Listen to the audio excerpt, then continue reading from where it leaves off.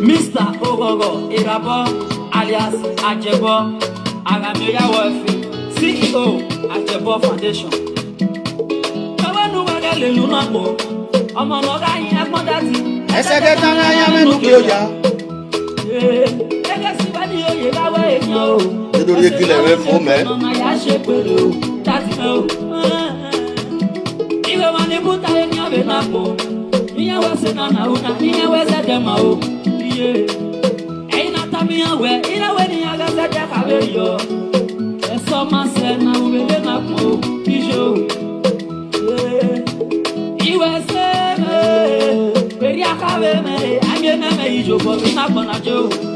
So papa no baba esokele masebe na boni mama je iyo bonuje ni japo ye gawe kele lu no Padoga dasa pana twete se no ma yo bosi yo kwa o lati o no Mr. Ogogo Irabo Irame no gi o ya sajabo Boda se no ande pe lati o aye peta uwe no ye peta uwe o itote o Iwa kele me daso wa ni adaso Ogera me na ka shebe yo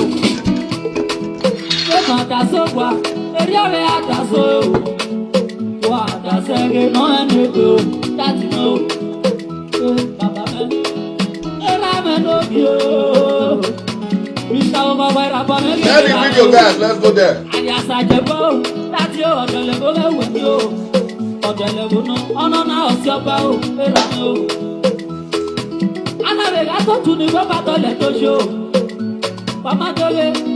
You CEO Ajebor Foundation. You see when get so poor yo. Erame no bi. Mesa uwe ne no lo na mona show. Erame o. Etu we me go pe. Uwe na rijo ko no yo pe. Eke si we no oju we na ya o. Baba me o. Ne uwe ya jame o. Uza da fe uso yo ko keri jo ko no. Uga me bana kele, kele yo bono mao. We aga we yo bono mao. Uso malo pasi sa malo pamila. Uyi we si we left yo bobo yo. Papa mo. Eke si we no. Aya me go si we mo me no. Iwe se no je di ya mo ye awe no. Papa mo. Let's go check. Awe ye yo da o. Aka Adesagbon versus MC Papilo International. MC Papilo we video we ni magun ayo.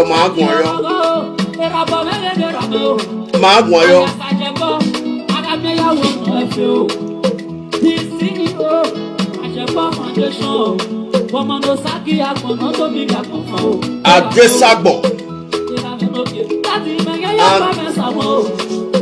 MC Papilo International.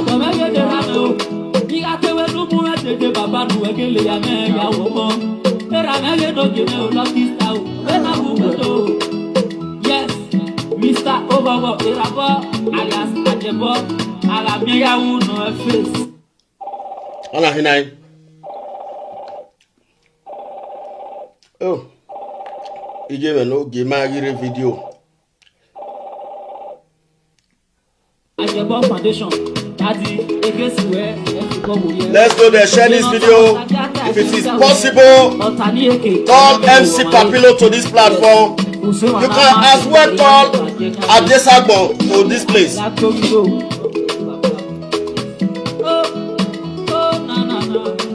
Oh, Uta, no more not bogade. No more water, ni or we no go edo.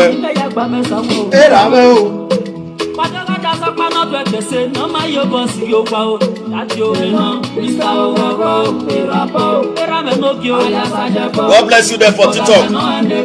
Give me love, give me lion. Etienne, we are the lion on my TikTok.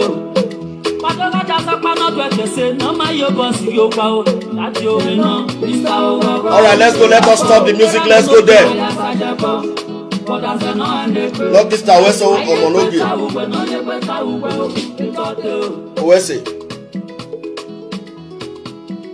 Where's enogie? Lucky Star. Let me quickly respond to this call. Nihame Ijima Wire video because of my Ire video. Then we go straight to the show. It's going to be an interesting show. Let me see your comment on Facebook. Let me see your comment.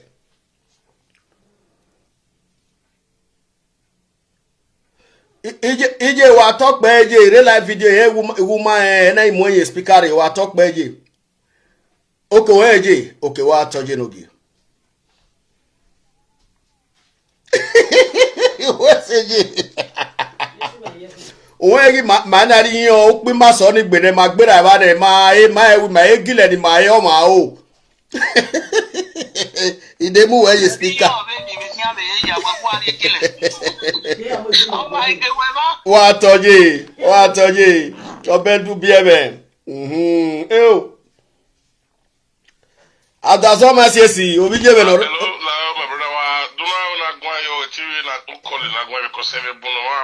Wagun aye kesi na Adesagbon versus MC Papilo. Yes. Wagun ayo. Everybody's going to call on this platform today. Wagun ayo bijele. Yeah, what you? God bless you. USA. That is America. Many of it be if it's US. Eddie boyo. Adesagbon. Adesese adididididi adedededede. Adesagbon versus MC Papilo International. Ije gospel wa magbera no riyan neje gegileje.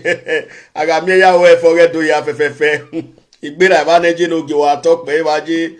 Ole so kan me ya oni we video na fo ne ni ebe ban o 7 igaswan ri na o kan me yin o ti attack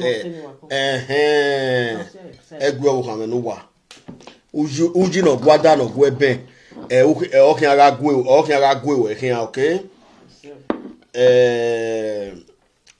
ya ri agmaria we ye be de we yo wa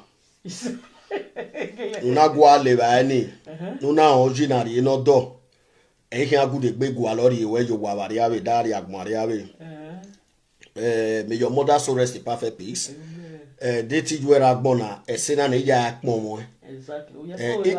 Chrissy, he gave every okay, yak momira. Okay, God bless if you say so. We yak momira. But all take me, yak mommy dwe by. Oh, you need where you working. Okay, tango no yatana. beto jeme ite akmo mi jwe kan rude no na bi omo no go ale bae ona bi omo ne yo vo ya kokodo ona bi omo ne yo vo godo anyway osabo no ke obi yo biton ogweto ori o wodo na no je na ekun do na oso oto iho ni tinkebe kun iya idumemu paso aye eke ni anazi oni Holy Ghost fire. You go nowhere. Holy Ghost fire. Any small nyash, any big nyash that is trying to tempt my house, as I am happy, I'm celebrating, I have joy. I have joy. And the small nyash is looking for way. The big nyash is looking for way. They thief credit card to come and seduce me. They said do that. They said they will do that. Holy Ghost fire. I like my life the way I build. Make una leave me. Make una leave me for my wife. Obege ime kinidi. Obuhame no. Ohuniwe mo ofun first lady. Imase yo magbe. Igokpo ye ayan pa. Okun. Papilo wo no de bab no gbe baba dole wo ye. Efawe la yin ame gbe nesin. Egin ame fawe la yin gbe nesin. Osalobo awe we mesin. Osalobo awe we menesin. Egin ame fawe la yin gbe nesin ye do. Efawe la yin gbe ne. But we yak mo osalobo awe ta gbe me. I don't know how to appreciate God. If I salobo yame we no onu yame o. Tieme ya hallelujah baba yame we no onu ya because emi okparo ni no sai no me no ma me. Gbera to me ni no e. Ya to gbera e no mo. No gbera me no emi ya. Ehwebe la yame gbe nesin bo edo ya be fe nesin Jesu no ba. Imo maro pa ni ya heyeke wo pa no the Bible pa nya yi. Owa ma fi do ebi yen ogidi anonya son ason won ri gbe wala ho ima opa ima eva ma na ezoseka ima opa ma eva die ima na zese ese ma ze ego na yazoseka ego ni mari ya ze yo ese ma ya egwe understand ma ya zese oma owi go ma me zese gigia o ka me no ne kesi owe ukpono mo ma yeze aka ho ni so ni ai nda osaga gbe ni o ma no wa ai mo ma siga ori o me won ime ni wo pe ai me ni wo kowe ayan me na gbe ehin oko ni ri yo wa omudi ame veni me mudi ane aga fi gbe di o wa na ese mo nda ori o me won igba teme gin o si eno bokpia amaseti mo me gbuto vini agwalo dese yi do se baba yan agwalo de vini me agwalo do maro pa ogo me ukia beto salobo I don't know di deserve se na no sa o me na ma di deserve I don't know but o salobo am no gu se na me no gu mu dia we omo o seti vie imi mi opa no ya me vie except ukponera me la yan gbon re sabo ya mi oku wo fo emi okparo no pe a o me no ya ndo avie peti we na wo ego ahia ya mi wo ra me bi je me bie ma ai me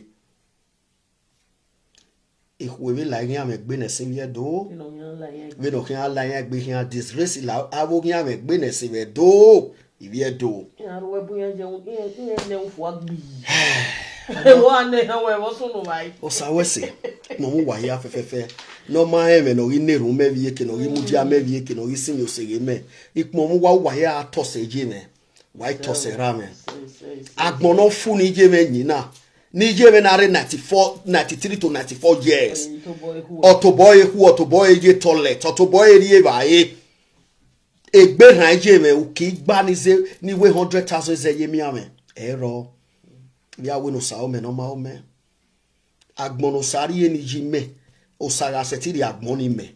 Ah, God. Because my mother is living peacefully. I don't have problem. She don't have problem.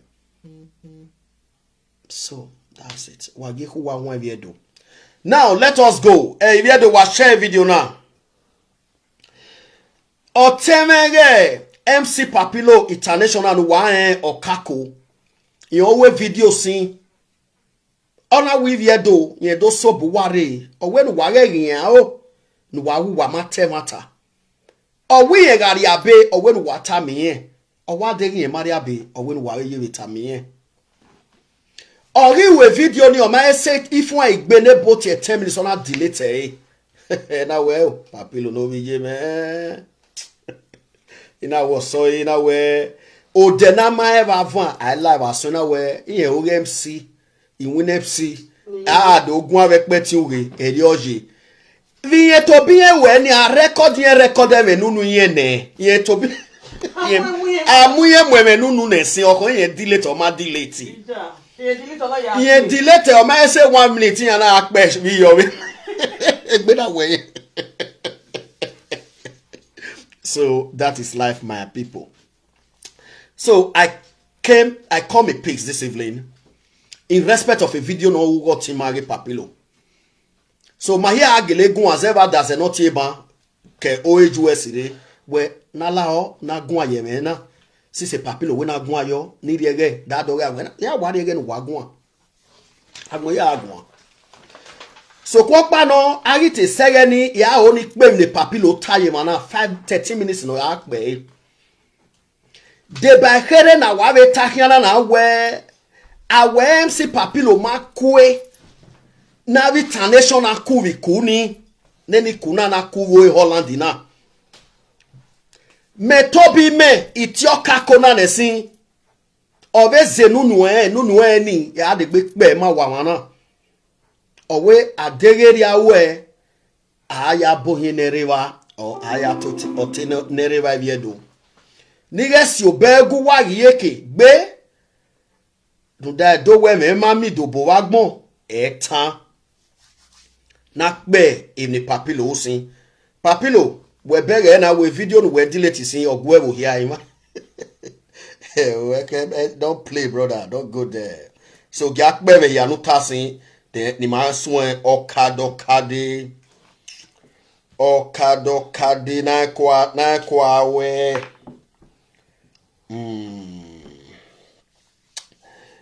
oh osaga tatos osaga kagi maga gmo utos wa ka o khame we we mami o kan. Okay, phone me yare TikTok na enogie okay, but nevertheless shake it also gima to be my boy. Gima boy Papilo ari wa ni maya mo ku we Papilo record Papilo to boy de gbe okay owe ye ekpe na. Show me we ore oku nisin. Show me ni pe wa. Oku nisin show me cause e phone me enogie me ya we TikTok na. Show me odo. Show me okan no ni gbe. Egile. Ona be egile no ma o. Egile. Ina iyo. Aje credit card order form aduri ya le ni na. Bi ka ko gbe so. Show me okan ga so boy you gina. Share this video. What ya desagbon ade? Yes. Oh, possible what MC Papilo. Show you. Show the other Jamala ni.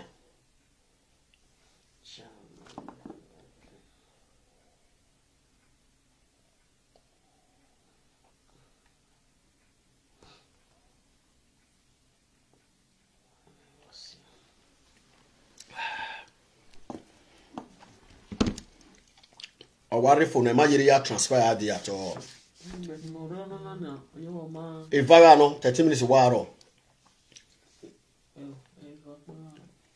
But 30 minutes waro. All right, a problem is you. Said on it. All right, let everybody listen. We are starting. Even yesterday, only one just sit down. The speaker me wants to know that. Bege na je na okori na speaker. Adesagbo we papilo no.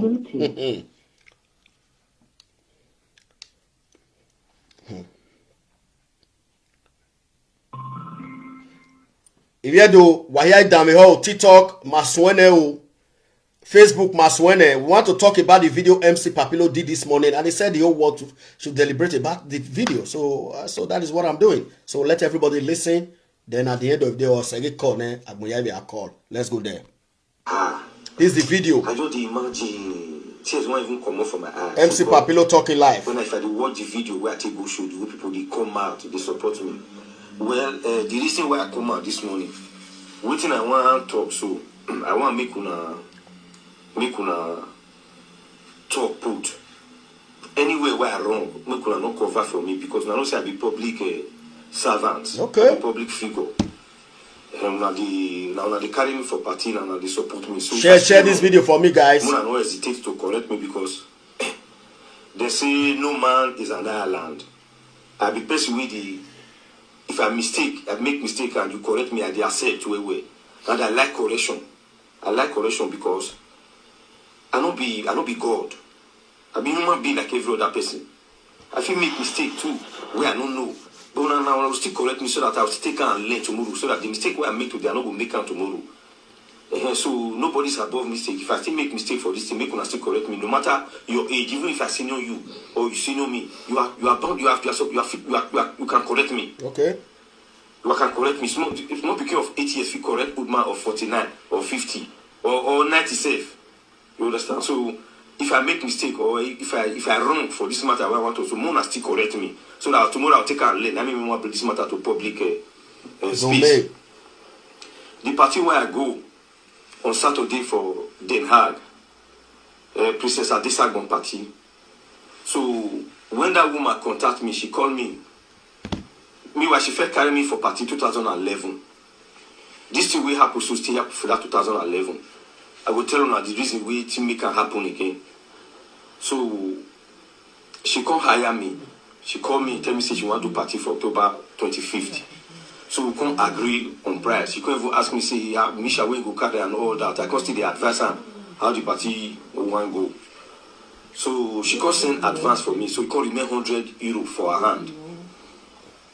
So a week two before I come, I can't like to tell her say, okay, give me the balance. When the balance €100, may you bring her for me. She can say, if I reach party, she go give me. What you make me ask for that balance? Because 2011, I can't do MC for her. After the party, it remain €100. She not gonna give me the balance. I draw that balance, draw. She not give me. I can't rest. Can't leave the balance. That was 2011 or 2010. Year 2011. She not give me balance. A lot of people, my friends, all of them know that time. All of my friends who we did together, all of them know. As far even my sister Rachel, almost all of them know about that money that time. She not give me. They got to me say, I don't leave. I'm gonna share this video. I'm gonna share. So that don't think come with me. They tell me she just give me my balance. Don't be say we cost reach party. You cost party will come finish. You know cost give me balance. So I can't tell her say she give me balance. She can't say no. She know if I reach party she go give me. I can't say I beg go. I don't want make wetin happen that time. It still happen no. She say yeah. If no better never they be amure. Wetin don't pass now you go carry. That one that time don't pass now. He go give me. He go if party finish he go give me balance. I say okay. That's so I can't ready come that party 2 o'clock. I don't reach that party that day. 2 o'clock. So me and the stainless queen. Well, no stainless queen, a baddest queen. Now me and she. No, that girl. You know where I'm allowed when I mean a boy. I see that girl from distance, but that day. Now I know say stainless queen is an amazing person. If you go close to stainless queen, Owamwe or Balegbe bought. She's an amazing person. Now me and she. Now did that party that day. Now I make sure say everybody where did that party sit that way. Imagine party where I reach 2 o'clock. Everybody come with me. In fact, if stainless quick confused, you come with me, pa. This people wait console where I'll put them. I'll say carry them go there. Carry this people go here. Carry all these chiefs put them here. Now me and she organize to make sure say everybody where they invite sit down comfortably. Me and stainless. She's my witness. She will still see this video. stainless that day. She her enemy was run mad. Party never for the past 10 years. I never no party don't stress me like that party for the past 10 years. Even a Ajebor party, when an equal Ajebor tight say as a Ajebor party tight reach. Ajebor party na the party where we say for the past like 7 years, I never go that kind of party. Party where that is may come people everywhere tired. You go no equal Ajebor. For the past 5 years, I make a go not to when I equal Ajebor. Ajebor party no stress me because Ajebor himself is already an organized person in with his wife. What you make me use Ajebor party they make parable be say now that kind of party this was still be the way people take come almost the same thing when they will get ready the way people take really come people really show up. If that whole fool, if you see that hole, that's the biggest hole where I don't go for the past 10 years. That's this has the hole now in the talk in the talk. So that's what me I say let's go organize everybody go sit down, do it comfortably. So before I come up for us, I can't call this woman say, Mama, if any party where I go, people they always they demand for my song. Papi will play your song, Papi will play your song, Papi will play your song. All those my song why they sing for party. I know most times I don't like to sing. When I people they call the worry me say Papi will also sing while we too like call sing your song. Now make people sing that song. Any most party where I go, people they demand for that song. I got to say, Mama, if people demand for the song, I go play them. She can say, okay, problem not he get one Mickey Jagger daughter. Now later on, now she say she give me her name, say as guest artist we go sing. Because say well, if we reach party, man, no worry. I beg, mona power tap now, mona power tap, mona share. I beg. So I beg, please, TikTok, God bless you, people in TikTok. And they say on the show now the power tap. Facebook, what are we waiting for? Or my close Facebook, my go TikTok. Because now MC Papilo say me talk put. Now make me on video. Please, if you know you are watching on Facebook, share this video. Share. And prepare to call. We go there here today till 1 o'clock. Everybody go call. You go talk your mind. TikTok, God bless you. Power tap. Thank you. Facebook, share. I bet Mona share for Facebook. Or I'll close Facebook. All of us will come to talk. I can call DJ, tell DJ, say, it's already an organized person in with his wife. What you make me use Ajebor party they make parable be say now that kind of party this was still be the way people take come almost the same thing when they will get ready the way people take really come people really show up. If that whole fool, if you see that hole, that's the biggest hole where I don't go for the past 10 years. The whole choke. So that's what me I say let's go organize everybody go sit down, do it comfortably. So before I come up for us, I can't call this woman say, Mama, if any party where I go, people they always they demand for my song. Papi will play your song, Papi will play your song, Papi will play your song. All those my song why they sing for party. I know most times I don't like to sing. When I people they call the worry me say Papi will also sing while we too like call sing your song. Now make people sing that song. Any most party where I go, people they demand for that song. I got to say, Mama, if people demand for the song, I go play them. She can say, okay, problem not he get one Mickey Jagger daughter. Now later on, now she say she give me her name, say as guest artist we go sing. Because say well, if we reach party, man, no worry. If time day, I feel sing. I can say okay, problem no day. So I go call DJ, tell DJ, say DJ, I don't talk to the owner of the party. You say if time day, if people demand for the song, no problem. Say I feed singer. That's how we go the party. Make sure say everybody waiting that day they be my witness. They say I know the party joke. DJ on my neck that day, musician on my neck. Ajebor 123 block. Ajebor 123 block. On my neck. Hey Jimmy, that day people see her for my face. Say the stress was too much. If I'm not a professional MC, I cannot anchor. No. If I'm not a professional MC, you cannot anchor that kind of show. Never. You cannot. And I make she carry me because she believes. Say she even tell me say Papilo. Many MC dey for Netherlands, but now me decide say I want to use you because I know say you be professional. You will feel anchor that show. When we do conference call, me and the cameraman, Ambassador Jeff in Nauru, he was the cameraman. He talk even when Jeff did when he talk say Papilo, now make me and what carry you as a professional. You will feel anchor that show. No show when me no feel anchor. Even for Nigeria, we be say 17 canopies, 18 canopies, 20 canopies. Only me one go anchor 3 musicians. Only me one go anchor. I go still reach house. People will carry me for party, still come and say, Papilo, Yagbe, they'll still dash me money, join now. I never get problem with person for party one. The only party where I go, they go break, so people still come, they'll still dash me more money. I never get problem for balance. One day since I started this war, 2003, I never get problem for balance. As the party they finish, they give me a balance because I do my work away. Most people don't even give me, most people they send my full money for me. Like I will go Denmark on Saturday night, I did Denmark. I did do inauguration. They send all my money for me. Most people they send all my money for me. Now let few people 1 out of 10. Now they will say, Papa, you already the balance. If you come, I give you the balance. So to cut long story short, now so I come anchor the show that day. So when time reach, party don't finish. People call it demand for my song. Then Coco, a lot of people, a lot of women. Papilo, when my mother came, we sing one way. Also, in Mark, but we for don't go. Now call 50 they will make you sing your song. So now I call Mickey Jagger daughter. Mickey Jagger daughter can't drop her own. When Mickey Jagger drop her own finish. So I can't tell you, so okay, people they demand for my song. Go. Even the DJs are aware. So now DJ can put the song. As I only drop, people call it come out because they don't wait for the song since because people like that song. No, me do that one like God. So people call it come back, they follow me dance. I don't even sing and finish. I sing it halfway, just like 3 minutes. Now I take sing that song. I don't sing and finish. You know, so as people come, power tap, share. Give me. So when party finish, come go meet this woman. Give me lion. People will want carry me come out. They don't already. Don't press me lion. Me abia don't press me down.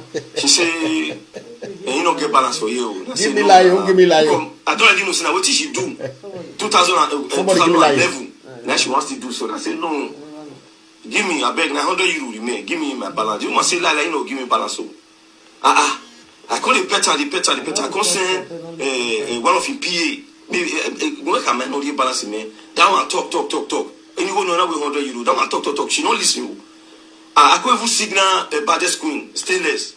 Also, I say me, or I talk, stainless, or I talk, you know, say, none of because you might way pass through, we couldn't tell you. You are very, very amazing. You are an amazing person. So now hear this one for finish. This one not full. You can't pay me say the full one when me download did this for why they use. Give me for another person because it cannot wait over here at the police in here. So Guale me phone away. What was it? But please, if you know you have the full video, share it for me. I have it all, but it's on the other device. I'm using it on TikTok now. So no, why we have the full video the papilo ya go and send the email. After we finish, we send the email now. But my say the everywhere. Mo wa agwe or a phone me lo TikTok in one na. Ya line I share TikTok in or work ba. Don't know. Go get the TikTok in akba. Go say get send there. Don't be by the bill or you say go say get send there. Or we pa my emo. Send that to me. I'll send that for you again.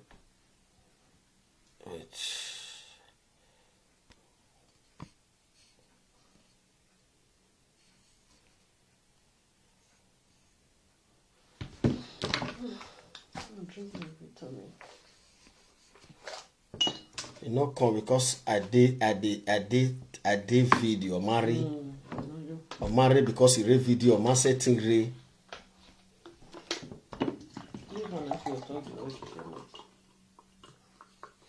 My TikTok one just go. Wait, man, look at where that was sent from.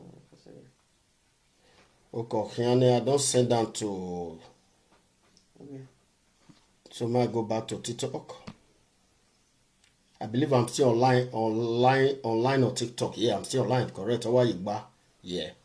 Please, if you are watching me on TikTok, you know I'm still online. Please just write yes, or power tap. Let me know if I'm still continuing on TikTok. Please. I send them to your sister. We'll not send it anywhere. Right? You're not send it anywhere.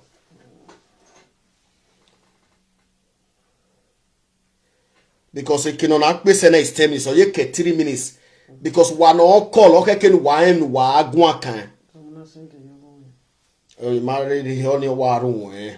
We need to talk him eh. Neck close. What did you say if you my baba na? They don't send the Ajebor. They don't know. It might win here. That's all try. All right, now let us go before I kick Befu. So if you do, this is the video ne a papilo sing. Now ugmevi yota is yota a papilo de be with video we ne babana again.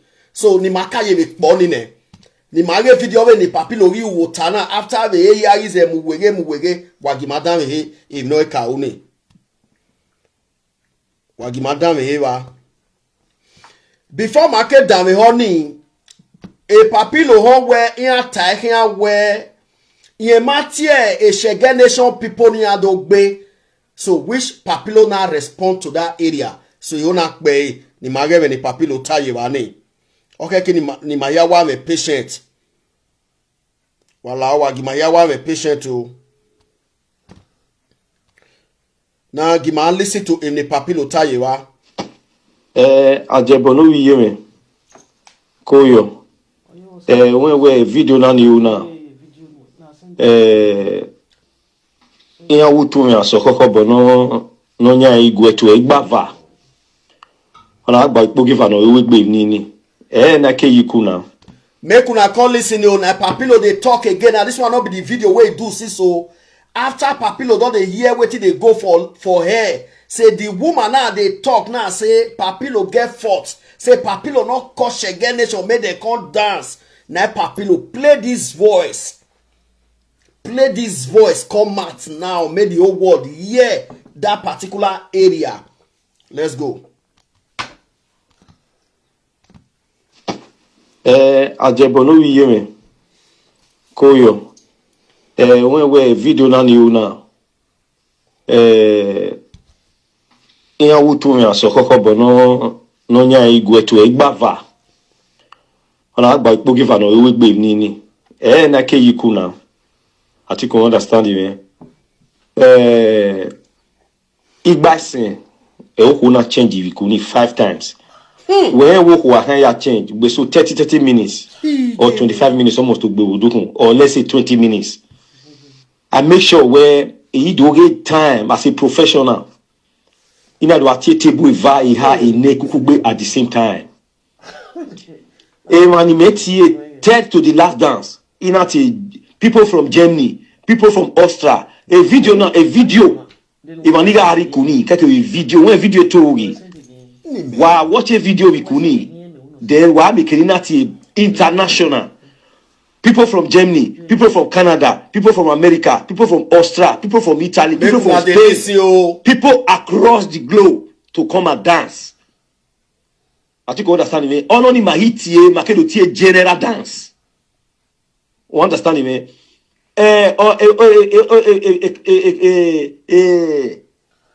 Table ni agbo we ya change. Iwe mudia na e change. Gian na kagbe ne o yan ya change. Ibasin. Wa change ibade sa. The party na set change ibasin. Adesagbo professional cannot handle that kind of party. Na ke we party we me wan no e we egba se. They thought you go me or why we come we papilo we worry na. Ya ri go gwe ni ya. I go dey party o Adesagbo. O we me go dey rie me o. Ina we gie ma. I have witnesses. Ina we gie ma no we go we kama we go me no ri go me ni pa. O we rie me. That approach, the way you approach, oh God, people were about where she refused to give me the money. What is 100 euro? There's a way you talk to me, I will leave that money. Hey, but when I feel MC, if I feel a musician, if I feel a DJ, if I feel a cameraman, when I give me that look at it, then me MC no imigo action me. When you praise on, when you must see aya filme biku. A list in order may follow. A list in order may follow. There is no henna you tell me here go me. Why would me yiku ma have a problem here? Since 2003 years way, you will not have a webu. Have you ever heard winner yiku ma have a problem? Or mana mu yiku na you go majua.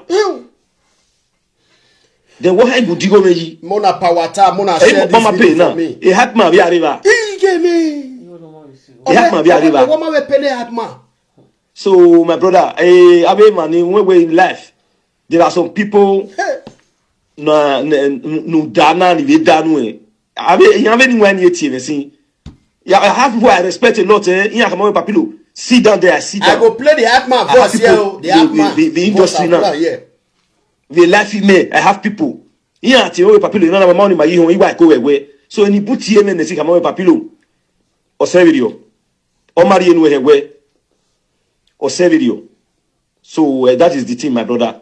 So we say, we match international. When I watch a cameraman or go and watch the video will always come out. You cannot hear all international. And we are nigga in material. They know you. Very partini choke say a DJ worker will bokpa, a Misha worker will bokpa. He at a DJ way, a Misha with DJ. He at MC where it here, yati Misha where it here DJ. Yati DJ with Misha. My brother, on everyone, they wish I want to dance. A party not choking in here. Uweni na ya change 5 times. But how many hours? I have to Hana change 5 times. MC na professional. How can you want call that kind of show? Ne oyaku and the oyaniga de no we magbe. Let that person come out. Do approve me wrong where he martin. So that is it, my brother. We say thank you very much for your concern and your call. Okay. We say Baba. Iyedo. Owa ari moson. Teve son. MC Papilo. Montier. E voze no yame tie, cause ido mweho die. Oe yasi. E na aho we awe MC Papilo. Ovije ve North America wa tie o wa wazigbe mare mati wan irewan. We e blemina MC Papilo rigwe we MC Papilo mati international. MC Papilo ni me. Iga avie move anatemo iya ye 10% ekiaka we iwe isiene igun ayo 90% ya amudi ake opiana opiano yo vo ya UMC no ma opiano mu iwo koda o mana ono do UMC no de o ha me gbemsi Papilo Iwinana no una ve no ya sun ebe webo ve no ya sun ebe Nigeria ima be ve no ya sun ebe webo akari me na me ya o efi na no OSP e ma kesi le gbe de e ma ken egbe eja o gbo ma is a man who knows that respect is a reciprocal o wigege mu FC Papilo egbe mi ve nyana o ve sun na bi o e Denmark o wo pa kin ateka bi o no ve si egbe ladian Voe Denmark, Ohuopa, Ohoni on Egbe. Iya betu. On Egbe. On ave o no tese bela. Oh, uni nate mwe Papilo. Uwe kola yena. Dede iku. Iku. E Papilo heme no zewan ohoni. Voya me teme na okbia. Neri ogono ma. Bet oma ne mi asono ogunwa. No. Itoni ni soni ayiva.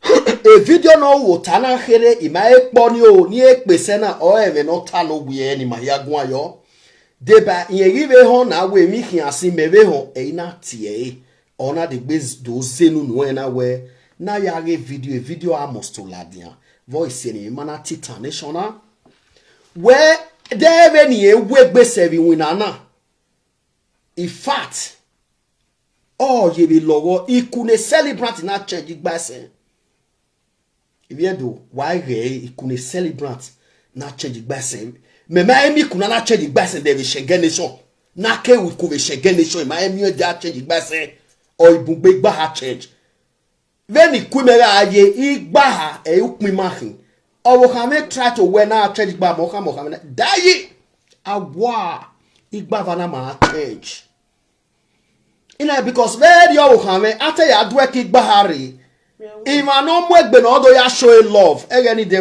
will not show love anymore wa kan me gun ayu we na o wi yan awe ni ma do mwe picture me ata we no I was coordinating my party in any go ni zen ya we party o me ro no ho ni ezigo no wa no fie eze u ga be ji go we party una be mievo a gift no e no malo da ijigo we party oho wa ma fi mama we wa kian me ma favorite oni so abo no go me fi gbo ni Igba ukmoni ma say ha ehe ano. But it the time, my hair said the last one, even when my wife was trying to drag me in my yena with imo bobo, Ivana e just very the invitees we have an advantage or opportunity where since ya change, you look momuya my hair when who did do for severe or the I made the same thing or mechanic SMA one afina, then all la morion ni mugo me. E sister roti mare adesi adegbo adegbegbegbegbe adesagbo na change igbasin umatemata se mi yalo eta se igbasin no change or si na me we iku oga maybe no ga ajie. You see agbona we what doing good. Adesagbo party is a very good party. The truth has to be told. Oh yeah, imagine whenever the waseti we be party with you yari. Kudos to her. Oh yeah, kudos to her. Yon pa mwe dan, yon pa mwe gogo. Oh yeah, amaye we meeting wa. Oh yeah, okay na temata wati eh. So kwa pa no egenu ya change igba se ni ewa ni e una fi bagobo. Ye mi ku na na miewe no do si egbe kame. Ni we mana ipe nfc uma pene mishagba uma pene yakma agba e voice yakma virema because again when you waste time ya change gbaseni a lot of people will sit down e fi work mo shake when you when a party wa ma na ya we party e wa ti aje party you guys don't know how to do party wa be gi ma no boss e party na e se fi viere die because akun ukmagaga ni ane Omanaki Pangana na ya dupe 40,000 naira, do I hear 300,000, 400,000. Here the overgain is too much. So at the end of the day, we come, they would like to host a fee. Who can force here? Who can force here? So every bunage we cool. So even I revenue na e force here. But we to we what the opportunity ni age fee here was shocking. Ya age we. No ke do bo fi are o deck be yo imi ekpo la oge $1 day.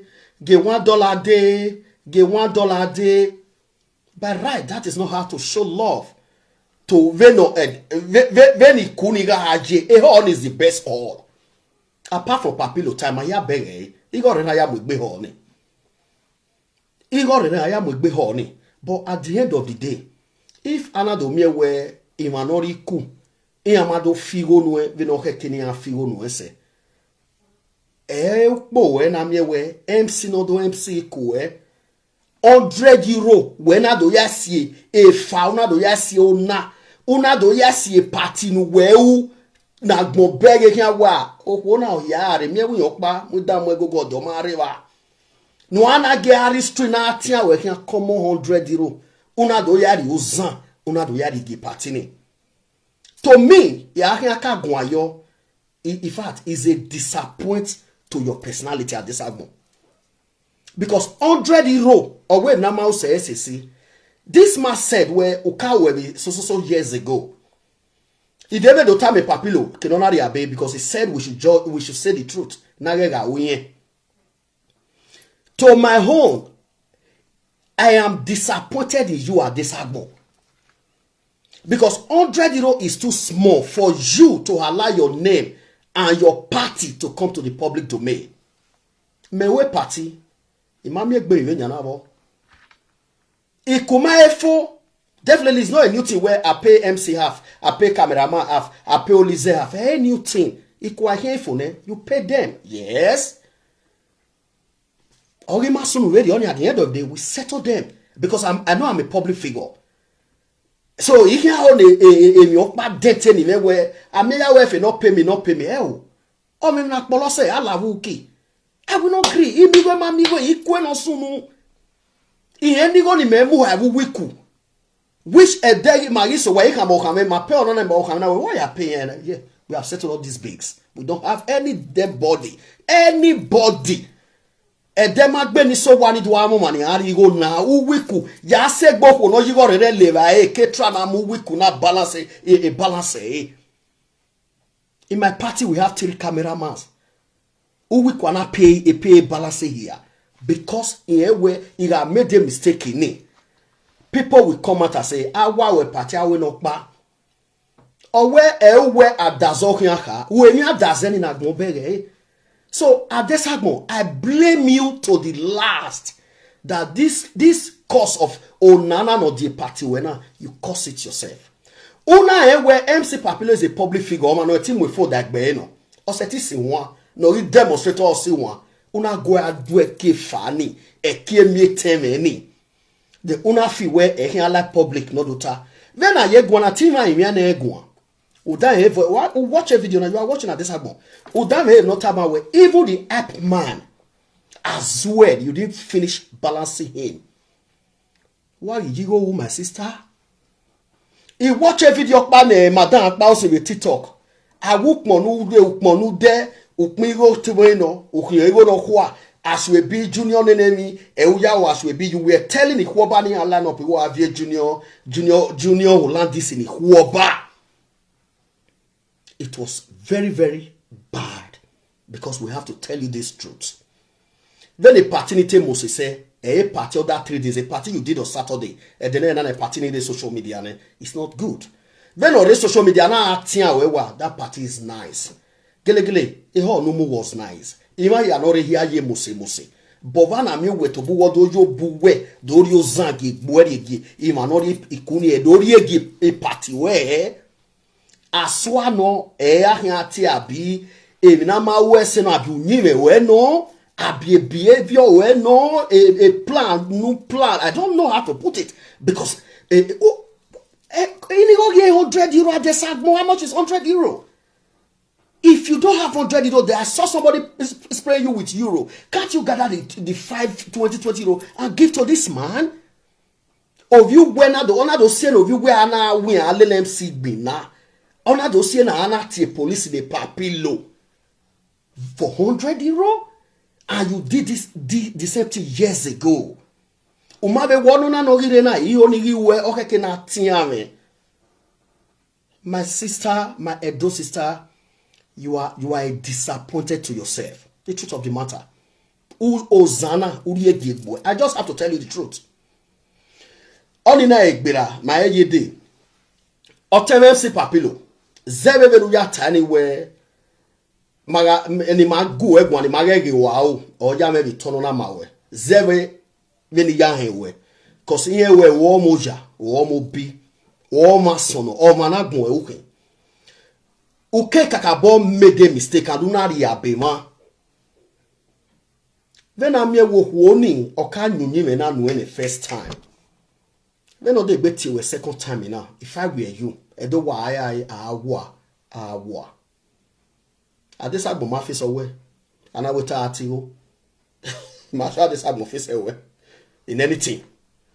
So by right mega ogwe me dey yikuni megi we went in adesa agbo but ana you me we hito an fi we zeme yin o kinu din wina we umake ukamoko no we no dey cash we no o ma dey cash we no wa pa yo ware o ma dey cash we no gba wa pa yo ware. Do you know why Rude no castle? Na me we oye de gbedo sunu this time around. Adu manyi very o ma we very o e no castle ni o ma de gbedo sunu now. Ina blame you about my brother. O de look bo give an overall according to a video when ani ma pe fo ban because ni me fian igwe me we ave a madam so ni we fancy we ina do pay go ni no. Fine, e o ma no mu we bi ko pay go ni no adesagmo have to return that money to you. You move we ko e no do no do mu go ha e we not to adesagmo personality. We ma no iku or you donate 50 euro ni aiga ni enu we e not to adesagmo. Now then I even me where imateri enu eneni. Then I even me where imateri enu eneni oteme then I yawe mi because do we rewu or une ukpo we no wa azigbe. Amuzolopa, amuzoleva, amuzoleha. Urage o na matie we no we no sorry je no sunu vederio. Owu oga amuye o ge no sunu wa ma no jinye gu egun averio.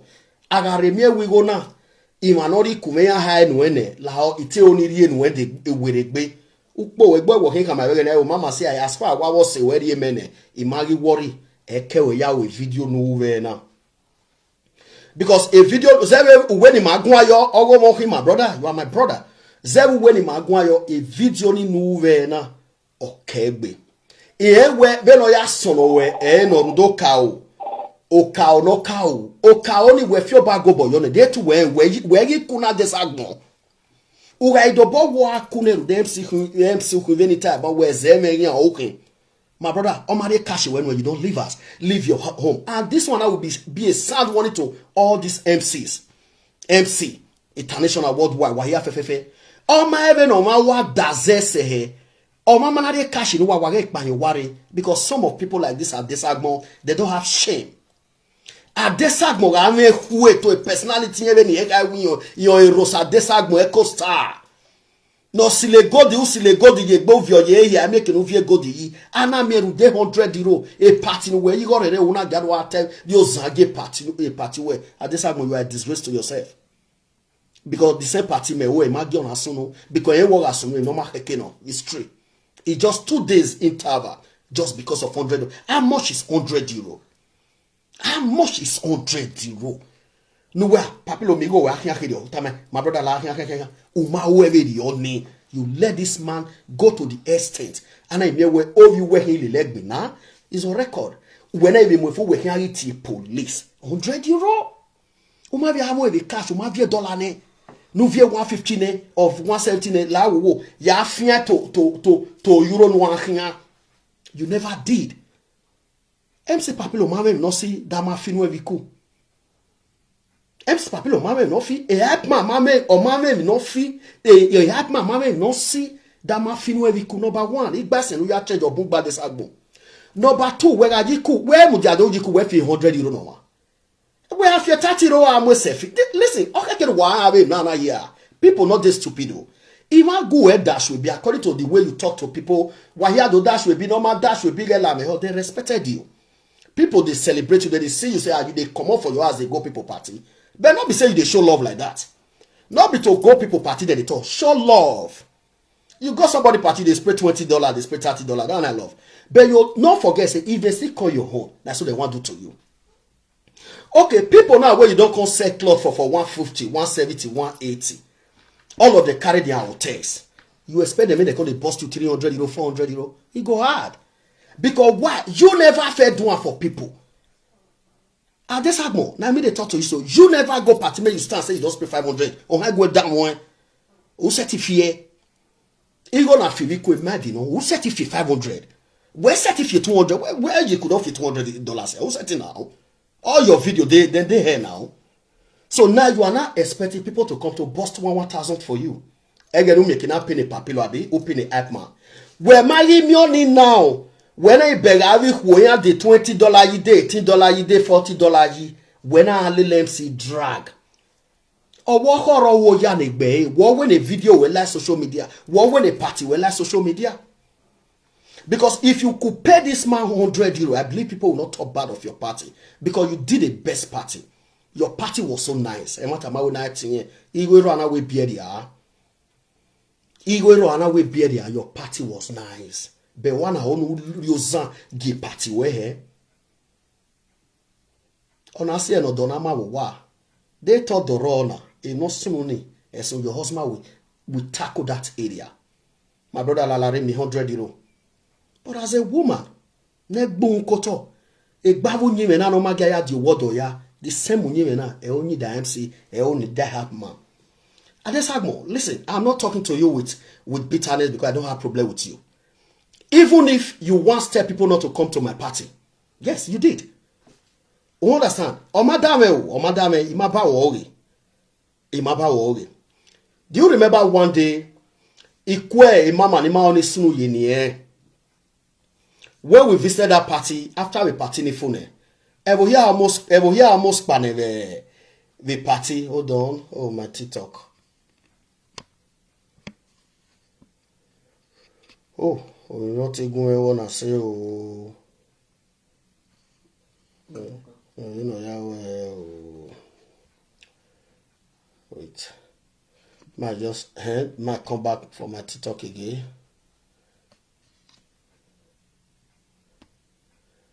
So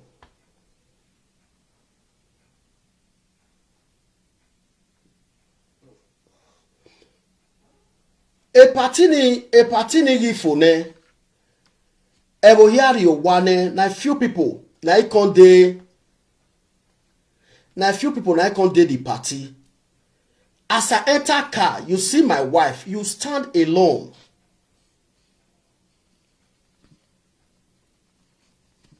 It's my TikTok. Oh God.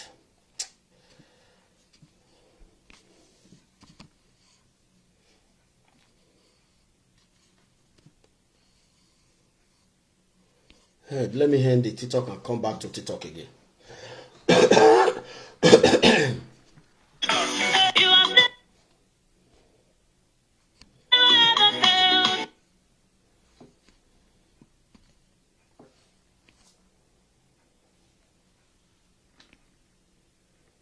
Sorry, guys.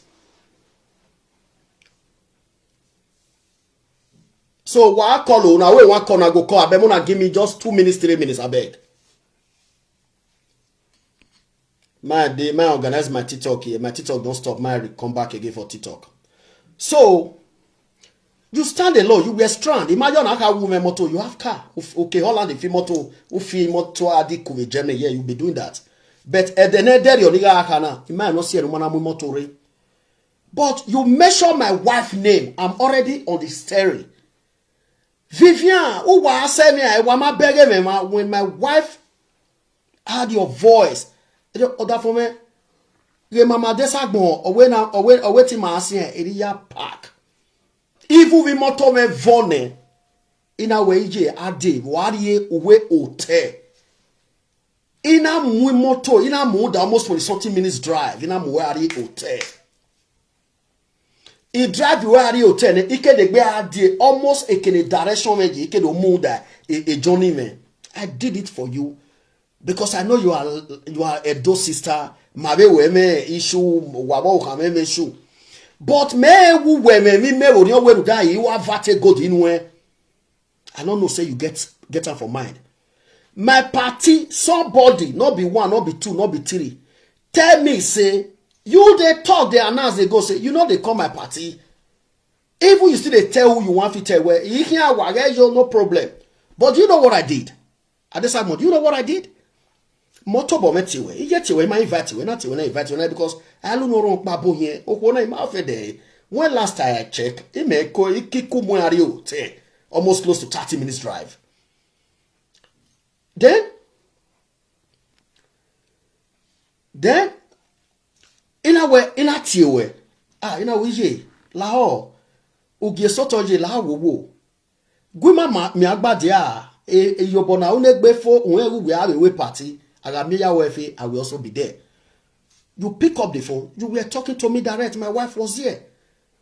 Mari gwa ware na yebeta mane ma be mukmo u have gwima dukmo ma have go dukmo. This discussion I have with you. You might record me that in my record you. Okay, when he said ukmo very, ina said ukmo me na daze me. This agmo me for besha. Ye roge presenter de roge presenter me this agmo. Me for be. Una when me said a judge me movie kui me judge. Me madwa amwabe listen we muna no ya mi ego rena. Judge mu judge. Una when he send the egg, when I send the egg. Una when he said look your phone, I said look your phone by. EJ dene wa talk by EJ. Ina said look your phone, ina said me ya go by. Una wade. O kamere wa. Ina be wo maje, u ga de ukmima, I ga be duk mo we. Ina ebe, u mana be de ugbeso ihe ave do we o. Mana conclude video be una ika una wari iku. Ena mala woje mama ideneje ina woma ije veno waje na la ho wowo seduk mo we wa be agunme now you ni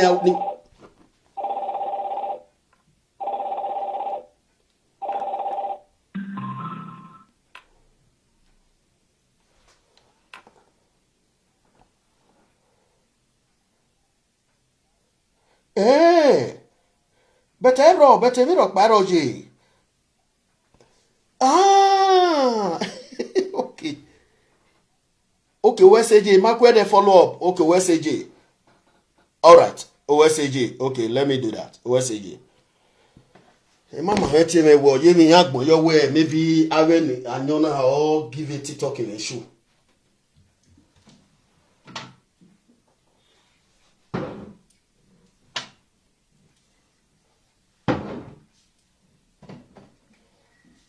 Because I'm not too good in TikTok, so let me respect the word, right? Oh, the camera give beg on it. TikTok give beg on it now. Give beg on it. Me I will TikTok beg it. Because I'm usually 40, so no have your ladian when I buy the TikTok. So OSAJ, thank you very much. So, ena kama ena wa this more. In a way, send the ukmo worry now. Let me just see now. They are pay your when I do who my can I wa dogima. But you already asked me to send you my cloth, my cloth ukmo ma move ima. If you are the one no go na o me. Agmo gwa o na ma send ukmo egume. Ina de gbe ye pe voice get mama o ma send ukmo egume oti o na ma reply. Do you know what she was doing? Oga no mie ya ha mi we. Ame ya we fe invite me. Ame ya we fe yukmoyi mi ame. Wage contact no say look mo me there yo because you already start telling people you are not coming to my party because I'm not doing advert of good for you. Ti ma ho iga ho but if we my gui o mani meji motime muso muari hotel. So anyway, let me invite you. Na do me we me ni matana megiri. Ina invite we my we na go. O we ye wo ye time wa Ajebor wo se na dikuwa. The mestra di kuni yo wa amu me ari hotel ya do me na wa uye jireji. But at the end of the day, you never reply, you never send your clothes, you never come to my party. Just the words. Okay, you never come to the party, you never even saw temere gui marire.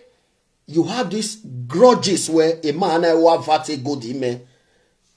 Me ma we me na ni go son we you have vate good in. O mani me wa vate good na.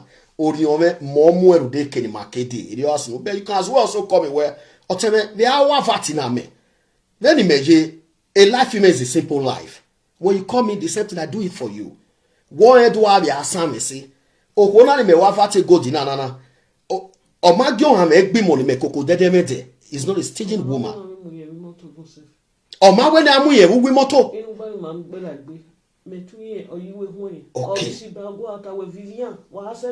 Okay, e wo kan mota nana. Where inu gba ni emio o wa gberagbe yan ave to iwo ya kun ni better we de de una igwata we Vivian wa se mi ajiwa because he mega drive.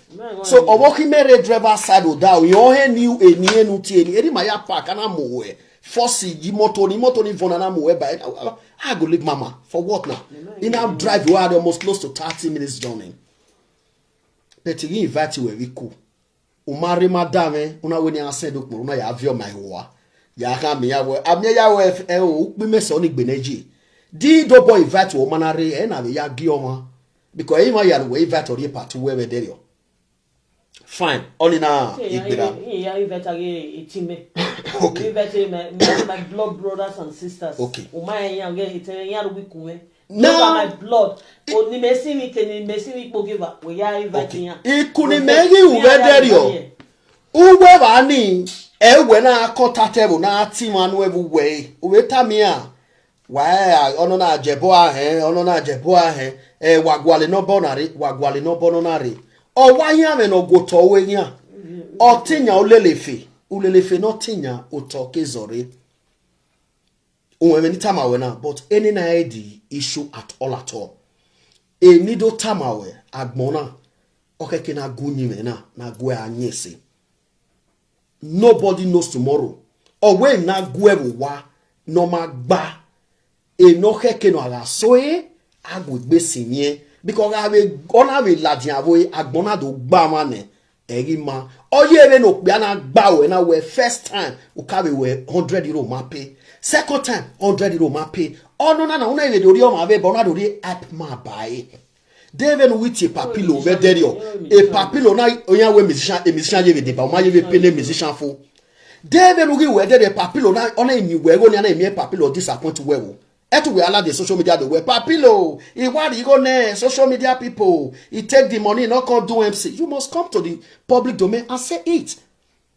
Even the mark came out, my ye guna o ma be ni me ye do gu your we de ton re ladian ozi gbe ne sisi ma be di go ni ne. But if do ego we di ne papilo manare, almost to ladian do gwa kan. Okay, now uladian o gwa now. O we yi on we ata na we yan be do anovio. Vali na do anovio, kuni ma mi ni hot ma re table. Ikuni ma mi e hot re table at this agbo. There is no hot in the party. Do you do have your oh kana we amunya help man we amunya help man we ado munya be papilo munya be misi e dey agbe no why mission to one of you vanyo e gaje be meeting vanyo e gaje be kuni e ho mo say we saw it u ha me ya we ya ajukmo we re problem no ya gele jukmo nu de ya ize we do e bosena ya gele miemenuta ya jaji ya gele jukmo pare odoju na te di ho fine we saw it, it was nice. But at the end of the day, they me over water. Okay, di mama if you go be cool, a boy with mammy $5,000 or mammy $6,000. Void okay we na do atie at ma OGT mission GT papilo G. Because if you are saying we are do anyomu, instantly you are referring to them. I be a challenge you do anyovio. But a boy challenge of your anyo or a chairman of your anyo. Oh my God, MC, I help my mission. Why are not challenge even one year we could? Oh, why I know one no mu ye chairman no one year. So at this agbo here atavo. Ne do ye na me we rude umari kume o ya me gun awe nya de o because equipment dey to wear ya we have go $40. E ma we ko ni ho adigo ji yan gbe $1,000 we ma bege. Sorry I had done my sister. E no ya me do go egun. E party no we no do ya uzange party ni. It's a disgrace to if I told my enemy because he made that with party for we now. O ma take no uzange party we. Okay, can you get party now? Yeah, wa unit or unite here. My way have a man here, a man here, a party near wa day. Even at time here, where you do una do your buena, udori your sound, your way. Oh, etomate ya, the truth of the matter, etomate ya, udori 100 your zage boy. Greediness. €100. How much? €100 no, how me papi do? Do you your zage boy? The way I only wiku. Me I don't say we dey dance. E can't have banner. One minute I don't settle all bills. Don't want to one me away for we are me €10. You know day. I be a dozen not before months. I must say 10%. I be a dozen not before months. Do make people listen and say you be real a dozen. I don't bogu e gun agbon abere away. A jealousness awaya go be ani gun. Did you see any person talk about my party? My house have a bank, my house have a donor. We are okay. Did you see anybody a party ni major when you go ni meya we cool for cake and you buy a party na low. I don't spend close to €7,000 for party where I just go full set now. Ni ya we cool for party 7 years now. I don't spend close to €7,000, which is $7,000. Because no metia une. I'm not gonna say you don't do for me not go your party. I got no one and one where they be while the body wire $10, $20, if you $20 na do almost a fee. Go party, try and make the spray from 300, 400, 500, 600. They calculate for like 10 party. Hotel, not day, fuel, not day. So, my people, iye-eki line no one or tie. Ne do ye na me we igbiname no eded ezori imavo ya to. But ozanori ge party ni dame, be ni party ni mosese. O dame, adesagun, ya omodo. De tu mi odo mu ye ba ni be derio. O nonsense no na so no. Aga tamu wana odo mari yeso. Why believe?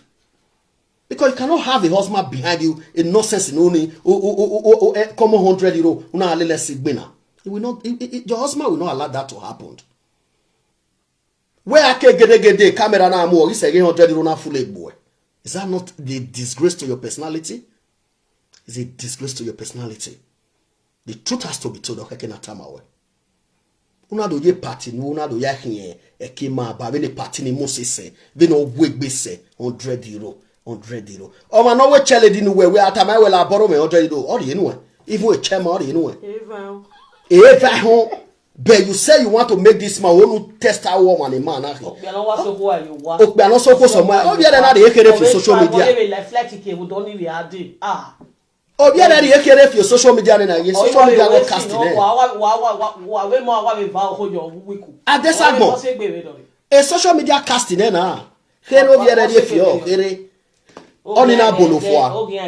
Now some of you not taking where a papilo or magima kuvi kume. Let me quickly clear that area. Some of you people normally understand when a papilo yari kume. Wani bunta here papilo magima ku or magima ku. It's not like that. A papilo, MC Papilo International, at the same time as an SC, at the same time as a star, is a musician.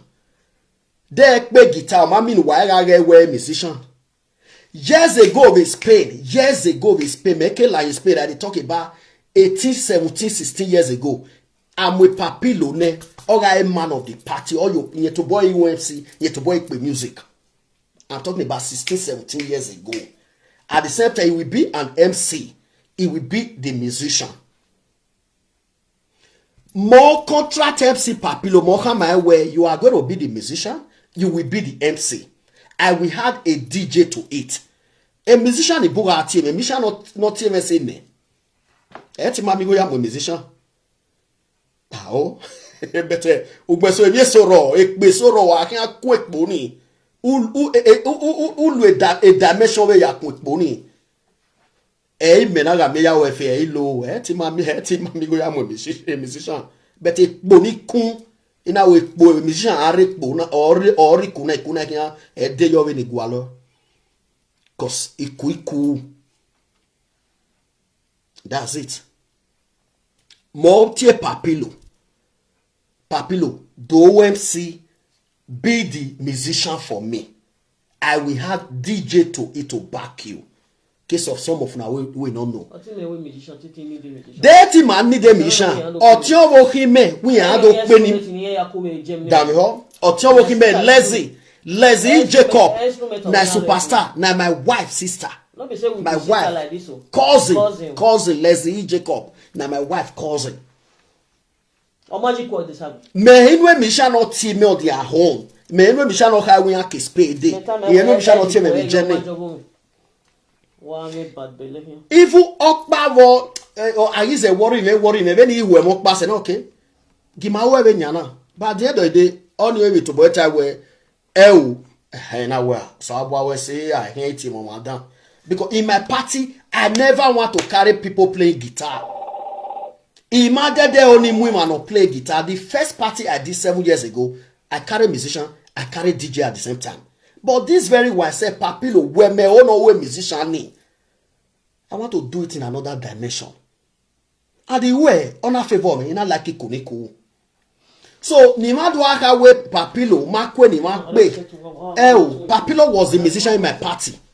O ma do ma no ma ku actress no do cover actress no perform wa mo be ka mi so no tama me iwo ma wa ya kan me Papilo no ye no wa ya be deba wa be tama because Papilo was the man of my party e onya mi ya yon ade mi ya then we a party me ma stress ye ere Papilo to boy ma stress me because e keni market day ore we both understand each other and we do it together. Right. So he only kakabo clear imana. Omana okbe no keti sin abia desagbon na hina. When you desagbon no dey talk ogun.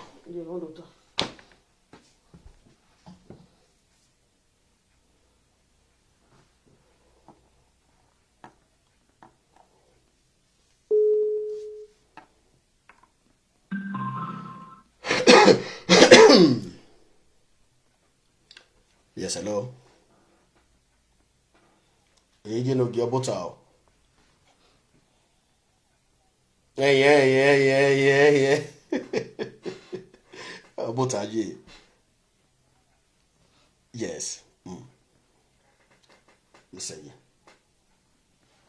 Imam wa speaker, who only mo speaker.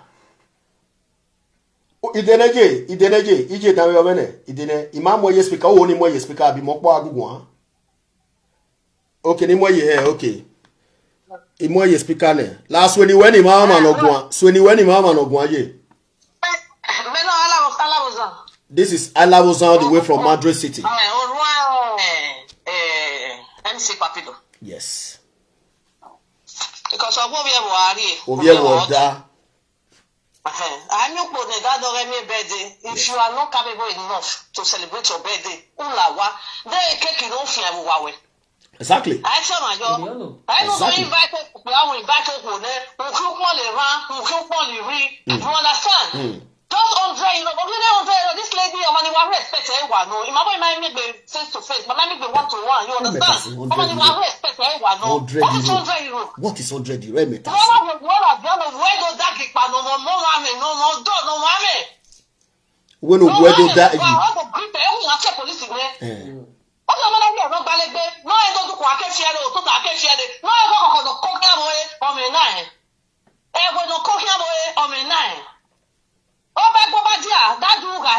Exactly. At all. Many things. He said, at all.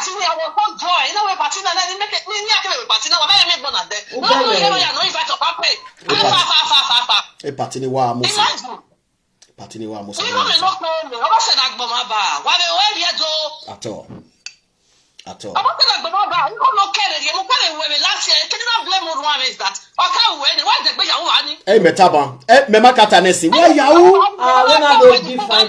Why good the bejo? The Osana yena usana you my because I want way more in my yena all the time. Oh, my yena,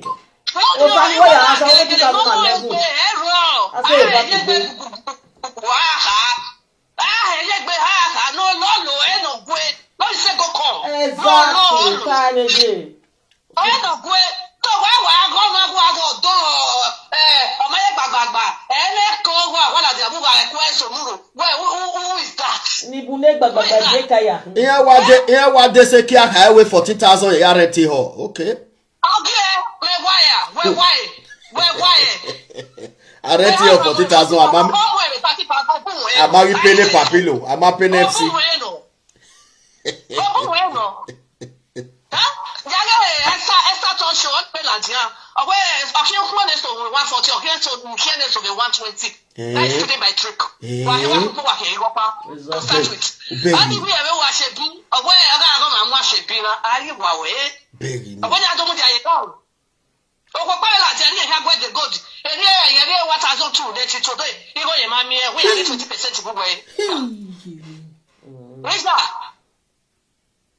Adesi kia.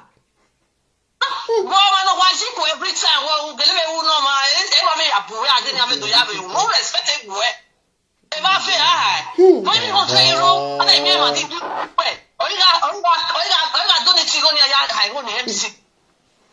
which is very bad, Baba.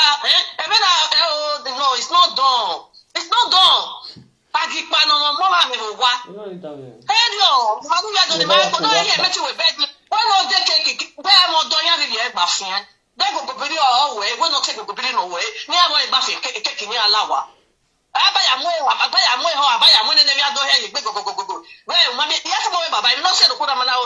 that she don't have that money. Because MC Papilo perform which Okano whenever he have a team with now because I will come here when they do music and hey, Okani, USAG. Ije idene emewe diake we no ma USA. Ni mema na ekpe video ni save asimana gwa kaiwa.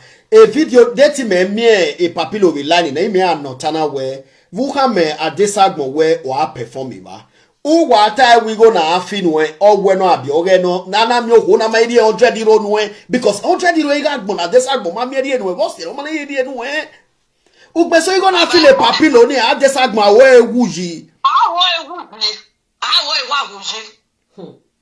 Alright, we man, oh, what be? For me, I'm in a party. MC no boy and then memu. Oh, we have a perform. If me go can make kuni atiti. Oh, you can make $1 na pine.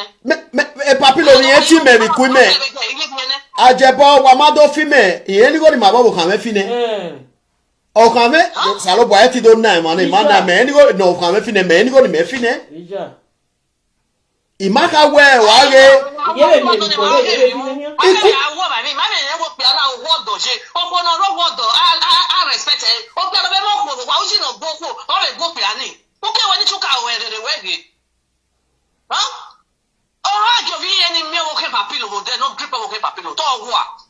La wo ije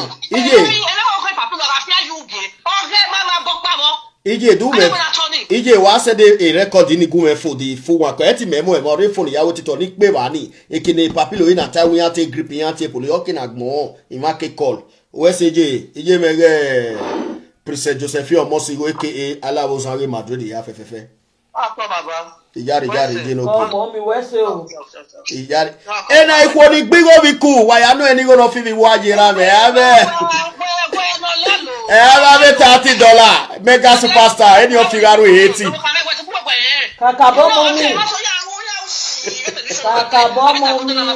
Alawo Sanre mudia iku onyeme ase celebrant wa ya we na ya fi we bi ku afi go bi ku $30 lo ye gbe ya fi $40 we se je no ke la ge du me video ninu send e ye mame ovije me no America tie na ni eje me no mwege we tie na America ma abito bo weti America ma ije me ge lovet no call na wa ya so call ide ka ti America ma no temene no se negwa ya page ni mama na wa mami ya he de sagbo wado yi ku eri ya ku ya no esu me jeni wa no dia wa ke no ma dia wa mama ma be mi ma o ga de sagbo na de wa ge ejian wa mi ya ejimit mami ya he ovije me imuwe ne ojilani ne o lolo wa to pe o ise ha ma be mi gbonu na de o I want you to say, ha.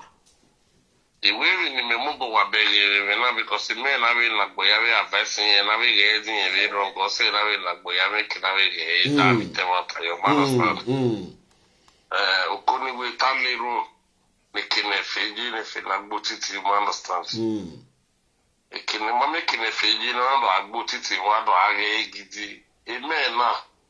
Agado bomegona ikinu hona di first of all mekawa begege rudowo biiva no figia fini me ni kabo awe wuni yeoni me na yiguni na fini ni yakoba e balance ni emoi exactly mama atemi no gba betema so understand emi no gba to because ogado bo bi no ma viku e beri jona bi e beri ra no bi iku wona bi we have it no ya my brother we say we ya go we come you go na fini any we that means wa tabe madan yin madan very o iye go adesagbo here ba we go yan ogoni na wi pa wari ale ki wani wi pa wari ti police so we ta kan yan mo gbo bi o maybe we na any video no a video la o no me ti full video was send dem because on my phone ya re TikTok my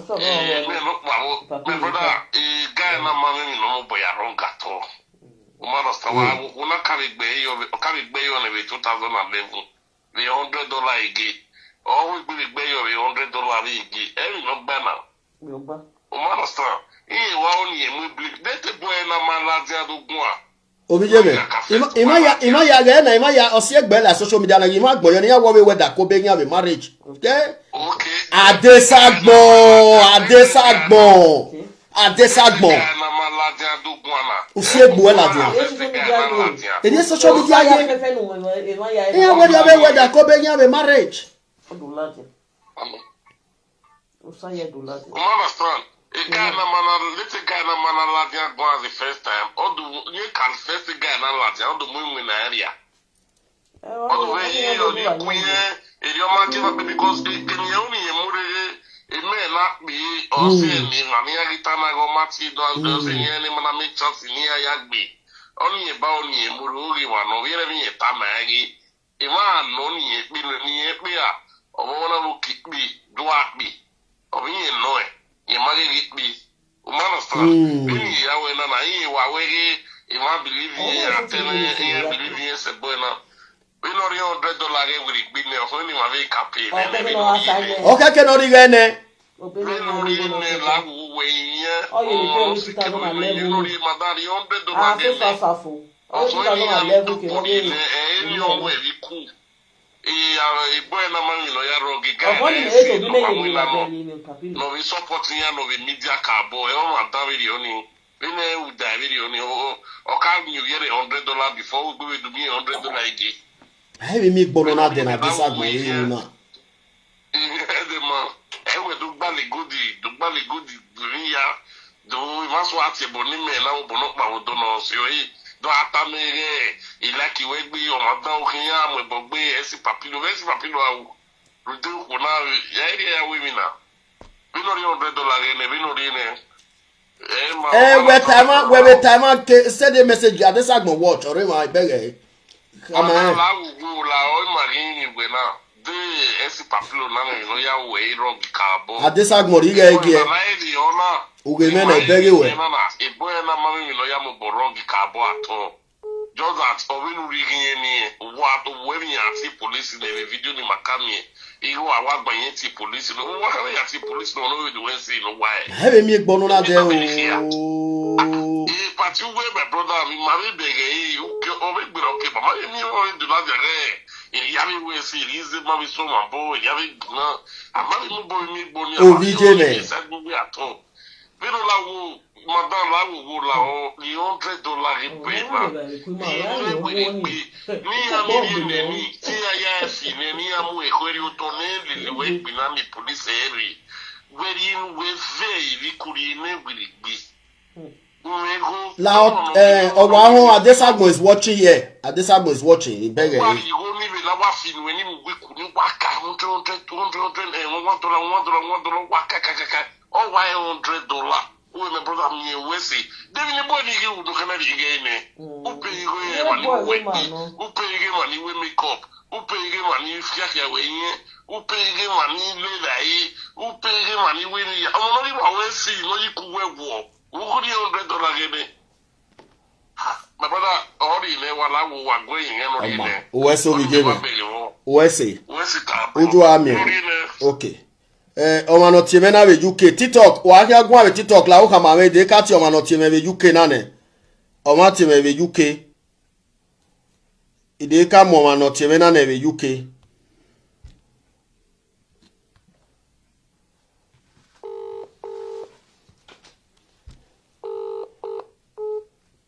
hello yeah hello no speaker okay ide mama Obotaye. Ao.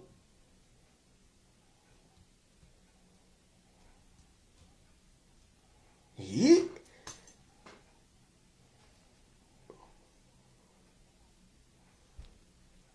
Idene venuta na ide ya repeat any ma he menuta. Ure speaker o ma mo pa on. O ma be pay help ma. Abi o se help ma ora $1 vikuni.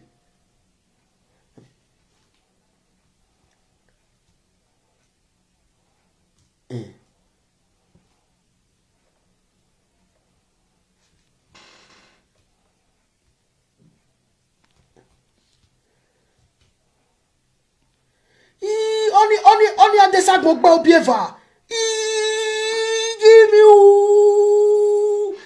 Adesagbo gba ma obieva. Okay.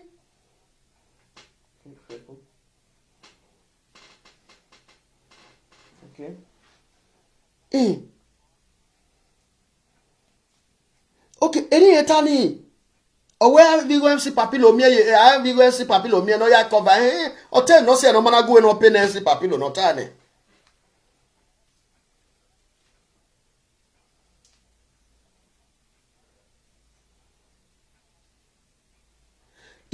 owa tavere owa me se papilo dule yan nyovio.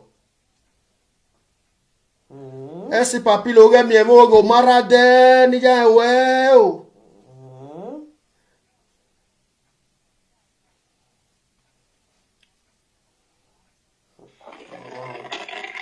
Ajebor. Ideje like